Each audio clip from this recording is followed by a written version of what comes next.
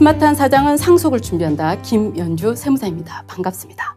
자, 이번 시간에는요, 가업상속 공제와 상속세를 20년간 분할 납부할 수 있는 선택에 대해서 한번 알아보도록 하겠습니다. 자, 가업상속 공제가 무엇일까요?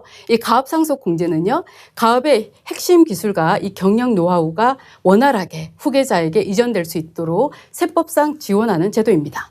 경제 발전이 주축인 중소기업의 승계와 지속 발전을 위한 가업 승계의 핵심이 되는 것이죠. 그래서 이 가업 승계 공제 금액은요, 500억 원을 한도로 하고 있습니다. 10년 이상인 경우는 200억, 30년 미만인 경우는 300억, 30년 이상인 경우는 500억에 해당이 되는 것이죠. 자, 가업상속 공제 요건을 한번 구체적으로 보면요, 이 피상속인 요건, 상속인 요건, 중소기업과 중견기업 요건이 있습니다. 중소기업의 경우는 이 최대 주주가 50년 이상의 지분을 10년 이상 계속 보유한 경우이고요. 총 가업 기간의 50% 또는 10년 이상 대표이사로 재직을 해야 됩니다.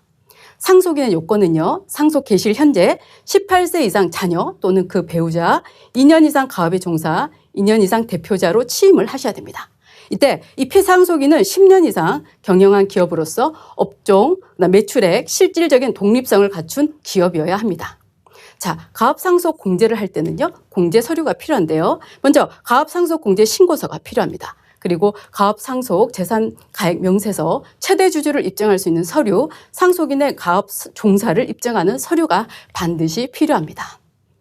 그리고 이 사후관리를 굉장히 엄격하게 하고 있는데요. 이 7년간의 사후관리에 들어가게 됩니다. 상속 개시일부터 7년 내에 정당한 사유 없이 가업용 자산의 20%를 처분한 경우이고요. 그리고 5년 내에 정당한 사유 없이 가업승계의 10%를 처분한 경우입니다.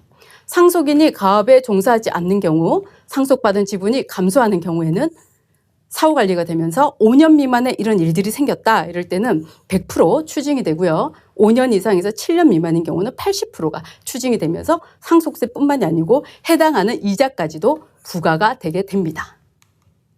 그리고 또 다른 하나의 옵션이 있는데요. 그것은 바로 상속세를 20년간 분할 납부할 수 있는 것을 선택할 수 있다는 것입니다.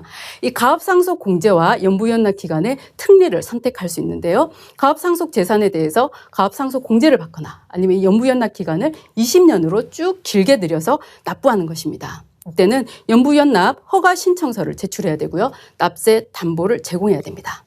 연부연납 세액 중에서 납부하지 않은 금액에 대해서는 이자 상당액을 함께 납부를 하셔야 됩니다. 이 연부연납 기간은요, 선택을 할 때는 상속재산 중에 가업상속재산이 50%를 기준으로 50% 이상인 경우에는 20년 동안 선택을 할 수 있고요. 그리고 50% 미만인 경우는 10년 내 기간을 통해서 납부를 할 수가 있습니다. 이때 곽해분의 분납세액이 1천만 원을 초과하도록 연부연납 기간에 산정해서 신청을 하시면 될 것 같습니다. 지금까지 가업상속 공제와 상속세 20년간 분할 납부 중에 선택할 수 있는 내용에 대해서 한번 알아보았습니다. 스마트한 사장은 상속을 준비한다. 김연주 세무사였습니다. 감사합니다.